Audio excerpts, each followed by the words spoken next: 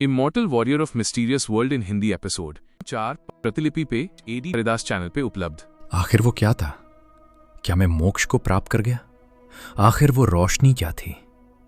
लेकिन वो आवाज नहीं, ये मोक्ष नहीं है। वो उस आवाज को याद करता है जो उसने बेहोश होते हुए सुनी थी। होस्ट को वापस जीवित करने के लिए इस क्रूर तरीके का उपयोग किया गया और आवाज का नाम दिशा था। वो कहता है, दिशा!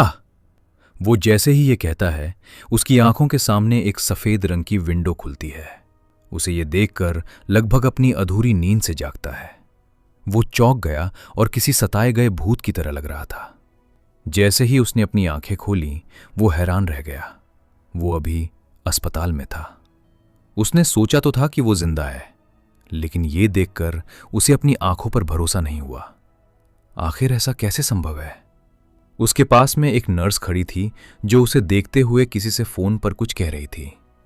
इस तरफ सोम खुराना को अस्पताल से कॉल आता है। वो कुछ ही समय में अस्पताल पहुंच जाता है। जैसे ही वो कमरे का दरवाजा खोलता है, उसकी खुशी साफ साफ उसके चेहरे पर देखी जा सकती थी। उसके पीछे एक औरत और एक लड़की खड़ी थी। देव उन्हें देखकर पहचान जाता है। ये तो सोम अंकल की पत्नी और उनकी बेटी है। सोम खुराना वास्तव में देव के खून के अंकल नहीं लगते थे। वो दूर के अंकल थे। वो उनके पिता के दोस्त थे, इसलिए देव ने उन्हें अंकल कहा करता था। वो उनकी बेटी को देखकर अपने मन में कहता है, क्या ये वही है जो बचपन में खरगोश वाला पिंक हेयर बैंड पहनकर घूमा करती थी? तब मैं और अब मैं, बहुत अंतर है।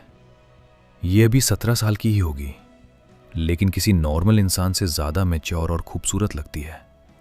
लेकिन हाय, मेरे पिता ने एक बार मुझे बताया था कि मेरी शादी बचपन में ही किसी से तय हो गई है, तो मुझे इसके बारे में ये सब बातें नहीं सोचनी चाहिए।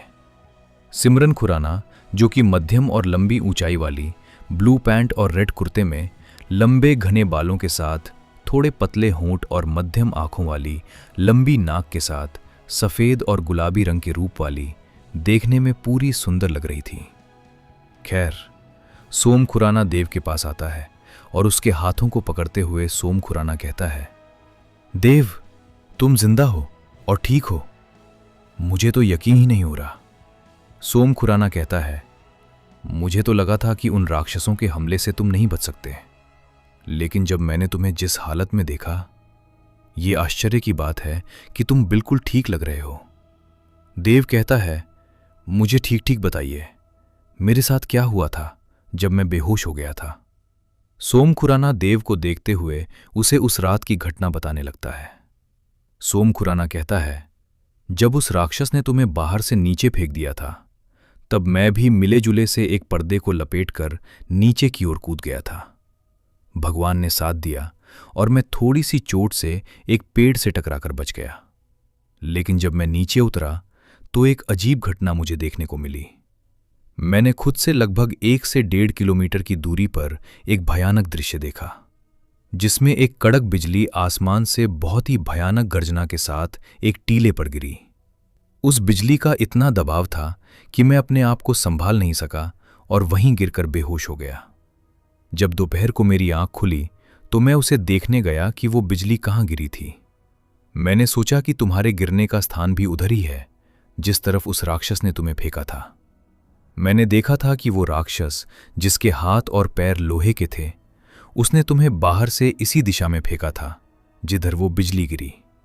रास्ते में मुझे कई सारे अधमरे जानवर भी मिले, और जब मैं वहां पहुंचा जहां तुम थे, तो मैंने देखा कि एक बहुत बड़ा उल्का पिंड जैसा कुछ बना हुआ था, जहां पर पहले वो टीला हुआ करता था, और उस गड्ढे के बीच में एक पत्थर के ऊपर तुम बेहोश पड़े मिले। देव जैसे जैसे सोम खुराना की बातें सुनता जा रहा था, उसे उस दिन के उस भयानक दर्द की कुछ झलकियां याद आने लगीं। जैसे ही उसने उस चीज को याद किया जो उसके साथ घटी थी, वो बेचैन हो गया। पास रखे गिलास का पानी उसने जल्दी से उठाकर घूट घूट करके पी लिया। वो नहीं चाहता था कि उसके साथ वही घटना कभी दोबारा घटे। वो सोम खुराना से पूछता है। देव कहता है, अंकल, आज कौन सा दिन है? सोम खुराना कहता है, तुम्हें बेहोश हुए 1 महीना बीत चुका है। ये सुनकर देव और नहीं रुक सका और बिस्तर से उठकर जाने की कोशिश करने लगा। सोम खुराना उससे पूछता है, आखिर तुम अब कहाँ जा रहे हो? देव खुराना कहता है, मैं उन लोगों को छोड़ने वाला नहीं हूं, मैं उन सब से अपने पिता को बचाऊंगा।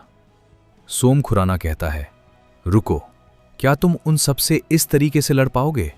आखिर तुमने उन्हें देखा है कि वो कौन है? क्या तुम उनके सामने थोड़ी देर भी खड़े रह सकते हो? देव कहता है, मुझे आप अपनी गाड़ी दे दीजिए, मैं खुराना परिवार के यहां जाऊंगा और उनसे अपने पिता को बचाने के लिए कहूंगा। देव की ये बात सुनकर सोम खुराना अपने मन में कुछ देर के लिए सोचता है और फिर देव से सोम खुराना कहता है, तुमने सही कहा। मैंने उस रात की सीसीटीवी फुटेज निकलवाई तो उसमें कुछ इंसान थे जो नकाबपोश थे और मुझे जांच करने पर पता चला कि वो कल्टीवेटर हो सकते हैं। हाल ही में हो रही घटनाएं और उन लोगों का दानव में बदलना एक ही दिशा की ओर इशारा करता है कि इस दुनिया में वास्तव में कल्टीवेटर होते हैं जो शक्तियों की साधना करते हैं, और 6 से 9 बड़े परिवार हैं और सैकड़ों की संख्या में छोटे परिवार हैं। तो ऐसा हो ही नहीं सकता कि पूरे भारत के 5वें स्तर पर सबसे बड़ा परिवार खुराना परिवार अगर कल्टीवेशन न करे तो ये हजम नहीं होता कि इतना बड़ा परिवार इस कल्टीवेशन वाली दुनिया में बिना शक्तियों के जीवित है। अब तुमने ये बात कही है तो मैं भी समझ रहा हूं। अब हमें खुराना परिवार के हेड मैनेजर से ही बात करनी होगी। देव कहता है, आखिर हेड मैनेजर से ही क्यों? परिवार के मुखिया से बात क्यों नहीं कर सकते? सोम खुराना कहता है, हमें हेड मैनेजर से बात करने का मौका मिल रहा है। तुम्हें इसमें ही बहुत खुश होना चाहिए, क्योंकि मैं पहले यह समझता था कि खुराना परिवार मानसिक रूप से कुछ परेशान है। वो परिवार की साइड फैमिलीज जिनका सीधे तौर पर खुराना परिवार से रक्त का संबंध नहीं है, वो इस परिवार के निचले स्तर पर ही रहते हैं। उन्होंने साइड फैमिलीज को मेन फैमिली में ऐड होने का एक ही रास्ता बताया है कि उनके रक्त की जांच के बाद परिवार की तरफ से उन्हें परिवार में ऊपर उठने और परिवार के ऊपरी लोग बनने का मौका मिल सकता है।